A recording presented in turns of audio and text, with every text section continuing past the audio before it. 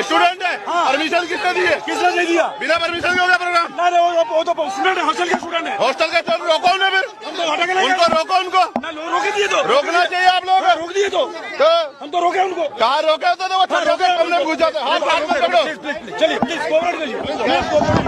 Cooperate. आप जरा इस वीडियो को गौर से देखिए कि यहाँ क्या हो रहा है। इस वीडियो में चंद्रशेखर कह रहे हैं कि अगर वो हॉस्टल के लड़के हैं तो उन्हें रोका क्यों नहीं गया। पुलिस कह रही है कि रोका तो है, लेकिन चंद्रशेखर कह रहे हैं कि अगर रोका है तो इतना बड़ा कांड कैसे हो गया।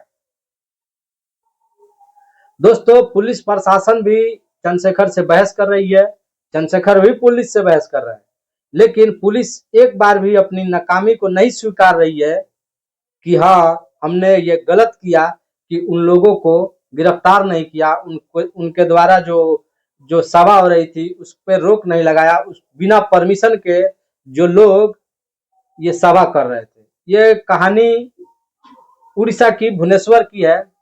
जब चंद्रशेखर अपनी एक सभा कर रहे थे, उसी दौरान एबीपी के छात्रों के द्वारा उग्र उनके सभा को कहीं ना कहीं तोड़ने का प्रयास किया गया और उसके एबीपी के द्वारा उनके जो सभा था और जो उनके जो कार्यकर्ता जो गाड़ी से आए हुए थे उनके गाड़ियों पे पथराव करने का काम किया गया। सोचिए, इस देश में 6 राष्ट्रीय पार्टी है,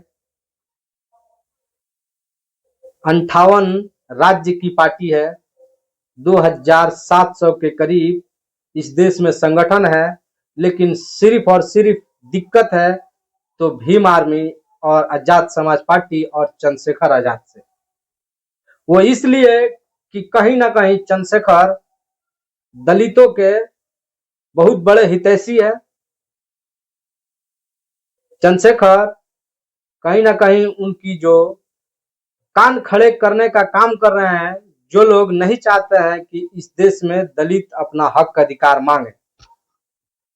चंद्रशेखर उन लोगों को चुनौती दे रहे हैं, कहीं ना कहीं जो लोग ये चाहते हैं कि दलित होकर के हमारे बराबरी का काम करेगा।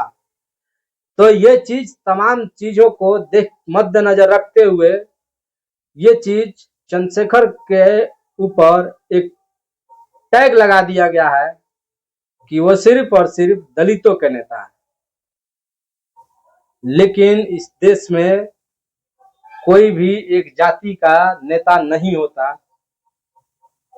इस देश में स्वर्ण नेता भी है, ब्राह्मण नेता भी है, लेकिन उन्हें कोई ब्राह्मणों का नेता नहीं कहता।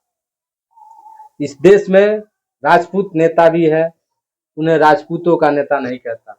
इस देश में तमाम जातियों के नेता रहता है, लेकिन इस देश में उनको जातियों का नेता नहीं बताया जाता है।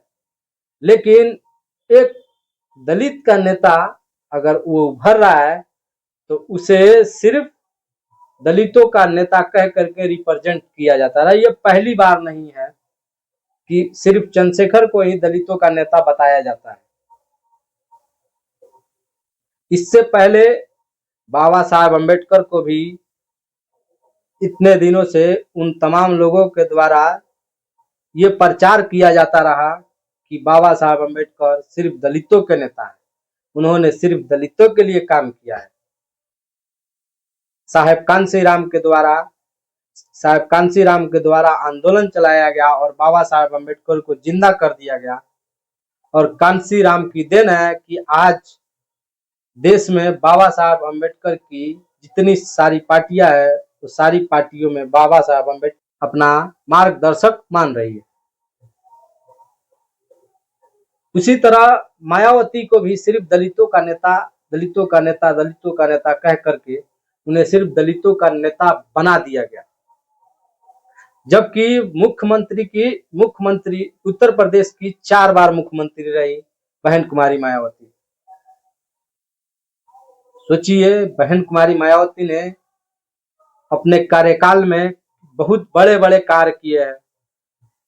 ज्योतिबा फुले यूनिवर्सिटी, सावित्रीबाई फुले यूनिवर्सिटी, छत्रपति साहू जी महाराज मेडिकल कॉलेज, ये तमाम चीजें बहन कुमारी मायावती के द्वारा बनाया गया उत्तर प्रदेश में, फिर भी उन्हें दलितों का नेता ही रिप्रेजेंट किया जाता रहा।